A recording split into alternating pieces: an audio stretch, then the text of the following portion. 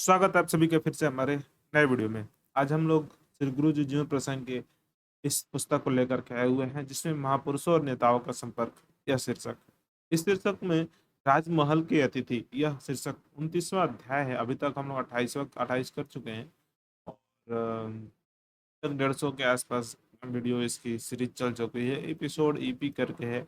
आप YouTube channel पर जा करके देखेंगे तो 150 के अराउंड हमारी जो ये सीरीज है वो कंप्लीट हो चुकी है। तो आप जा करके 150 वीडियोस भी देख सकते हैं। साथ साथ में अगर आप वीडियो नहीं देखना चाहते हैं, पढ़ना चाहते हैं, आपको ई बुक भी टेलीग्राम पे मिल जाएगी। इनके साथ साथ ही पत्र स्वरूप श्री गुरु जी द्वारा लिखा गया पत्र, क्योंकि गुरु जी ने सभी को उत्तर के रूप में या किसी को लिखा है, वो सभी पत्र हाँ यूट्यूब चैनल पर जो हमारे ज्वाइन मेंबरशिप वालों के लिए अवेलेबल है। तो आप उसमें ज्वाइन करके आप उसमें भी सुन सकते हैं, गुरु जी की जितने भी है, उसको सुन सकते हैं। राजमहल के अतिथि ये शीर्षक है। इसमें गुरु जी के कितने चरित्र कैसा है, उसके व्यक्तित्व कैसी है और उनकी सोचने की और काम करने की क्षमता कैसी है, गुरु जी के बारे में इस पुस्तक में पूरा बताया गया है। तो राजमहल के अतिथि एक बार से ही गुरु जी उड़ीसा प्रदेश के दौरे पर आए थे। उड़ीसा में अभी सरकार बदली है, बीजेपी की सरकार बनी है। बहुत सालों बाद नवीन पटनायक हटे हैं और बीजेपी की सरकार बनी है। वहां पर दौरे पर आए थे। एक स्थान पर नई नई संघ शाखा का आरंभ हुआ था। वहां पर शाखा अच्छी है, बहुत अच्छी, समाज में भी अच्छी काम होती है, शाखा का भी अच्छी काम है। और सेवा के माध्यम से जगन्नाथपुरी में जो भी रथ यात्रा निकलता है उसमें भी सेवा के माध्यम से संघ की सेवाएं दी जाती है। कई जगहों पर हमेशा ही आता है, हर एक साल ही एक वीडियो आ जाती है कि एम्बुलेंस को निकलने के लिए स्वयंसेवकों ने रास्ता दिया। ऐसा प्रसंग हर एक साल ही जगन्नाथपुरी से आता है। तो वहां पे की ये घटना है, बहुत पुरानी काम है। उड़ीसा में भी, बंगाल में भी बहुत पुराने काम है, केरल में, पूरे भारत में बहुत पुराना काम। वहां के कार्यकर्ताओं ने श्री गुरु जी के रहने की व्यवस्था वहां के राज महाराजा के महल में किया था। और महाराजा के महल में ये थे, तो गुरु जी इतने बड़े पर्सनालिटी है तो उनको रहने के लिए भी अच्छी व्यवस्था होनी चाहिए। संसदों का हमेशा यह मानना रहता है, वो करते भी हैं। श्री महाराजा जी का कुछ हमारे साथ बाहर आने वाले थे और अतः उन्होंने अपने छोटे भाई को श्री गुरु जी के निवास और भोजन आदि की व्यवस्था का भार सौंप दिया। और महाराज जी के यहाँ कोई आने वाले होंगे तो उन्होंने अपने छोटे भाई के यहाँ की व्यवस्था, भोजन पानी और रहने की व्यवस्था करवा दी। राजमहल के अतिथि भवन में ठहरने की व्यवस्था हुई थी। और राजमहल में भी जो अतिथि भवन में ठहरने की, रात के 10 बजे कार में श्री गुरु जी वहां पहुंचे। श्री गुरु जी रात को भोजन करते नहीं थे और उसके साथ आने वाला लोग खान से ही भोजन करके आए थे। अतः आते ही सब सो गए। और आते ही सभी सो गए। और गुरु जी रात को भोजन, नॉर्मली इतने महापुरुष थे, वो रात को भोजन कम करते हैं, नहीं करते। नित्य अभ्यास के अनुसार श्री गुरु जी प्रातः ही उठे और उनके नित्य का क्रम इस प्रकार का था कि उठने के बाद मुंह धोकर चाय पीते थे और तत्पश्चात वे शौच आदि के निवृत्त होते थे। और वो चाय पीकर ही उनको पैसे आती थी। तब चाय पी करके ही सभी प्रकार के हमें करते। पर उठने के बाद श्री गुरु जी ने मुंह तो धो लिया, परंतु चाय नहीं आई। और यह चाय उनके पीने की पता किसी को नहीं पता होगा तो नहीं आई। हम लोग को अब कहें तो किसे कहें। कोई नौकर आदि तो भी दिखाई नहीं दे रहा था। पता लगाने पर ज्ञात हुआ कि सारे नौकर सोए हुए हैं। और महाराजा जी के यहाँ, महाराजा जी के नौकर जो ठहरे, महाराजा जी के नौकर हैं, सोए हुए हैं। महाराजा जी जब 9 बजे उठते थे तब भला नौकर 5-6 बजे क्यों उठेंगे। और महाराजा जी सुबह 9 बजे उठते हैं तो भाई सही बात है, क्यों उठेंगे इतना प्रातः में सुबह सुबह। बड़े प्रयत्न से एक नौकर को जगाकर दूध लाने के लिए भेजा। कुछ देर होने को आई, पर वह लौट कर आया ही नहीं। देर हो रही थी। पता चला कि गाय दोहने वाला अभी तक आया ही नहीं। और देखो, और आलसी। आखिर यह बात श्री राजमाता जी के कान में पड़ी। उन्होंने कहा, कंडेंस मिल्क का एक डब्बा भेज दिया है, अब जाकर के वहीं चाय बन पाएगी। और कंडेंस मिल्क जो है, पैकेट मिल्क होके उसको भेज दिया है, आप उससे चाय बना सकते हैं। दोपहर के भोजन के समय श्री महाराजा जी के भाई साहब स्वयं उपस्थित थे। टेबल पर चारों ओर कुर्सियां लगाकर हम सब लोग बैठे गए। श्री महाराजा जी के भाई को शायद श्री टीका साहब कहते थे और उनको टीका साहब कहा जाता था। वे भी उस लोगों हम लोगों के साथ टेबल पर बैठ गए।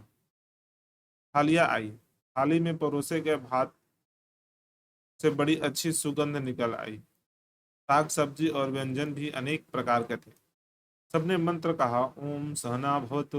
ओम शांति शांति। यह मंत्र हुआ, ओम सहना भवतु सहना भवतु सर्ववीर्यं करवावहै तेजस्विना वधीतमस्तु मा विद्विषावहै।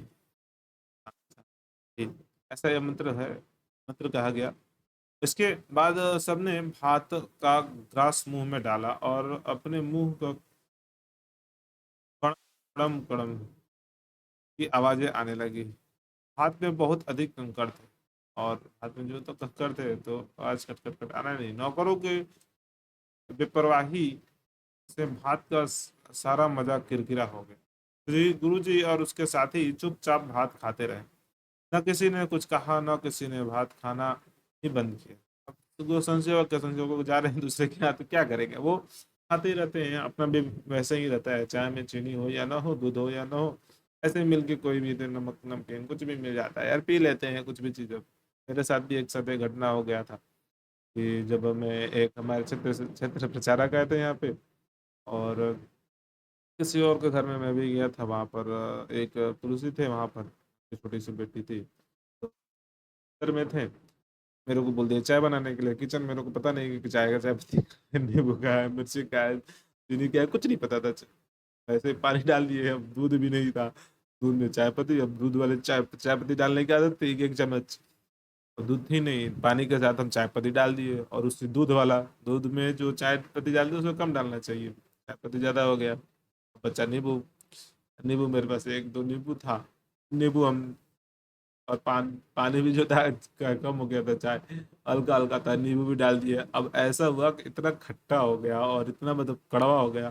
फिर भी हम सर्व किए दो तीन लोगों को, सबने चाय पी लिया, कुछ बोला तक नहीं। क्षेत्र प्रचारक थे तो एक विद्यार्थी परिषद के, एक सहकार भारती के, तो उन्होंने कुछ बोला नहीं। हमारे सहकार भारती के प्रचारक तो ये बोल दिया करे बहुत अच्छा चाय बना। हमने क्या मजाक कर दिए, मेरा चाय भी बनाया नहीं, ऐसे ही बना कर दे दिए। तो उन्होंने, मेरे से ये गलती हुई थी। अब मतलब इतना अफसोस होता है कि इतनी बड़ी गलती, इतने बड़े लोग थे।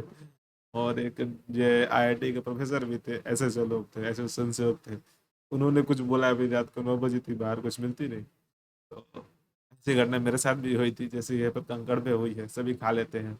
जब श्री टीका साहब ने दांतों में कंकड़ गड़ने लगे, तब वे नौकरों को लाल लाल आंखें दिखाने लगे।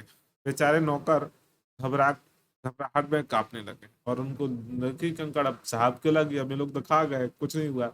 सबने अपनी थाली का भात समाप्त किया, केवल श्री टीका साहब की थाली में भात वैसे का वैसे पड़ा हुआ था। सभी खा लिए, अब टीका साहब कैसे खाएं।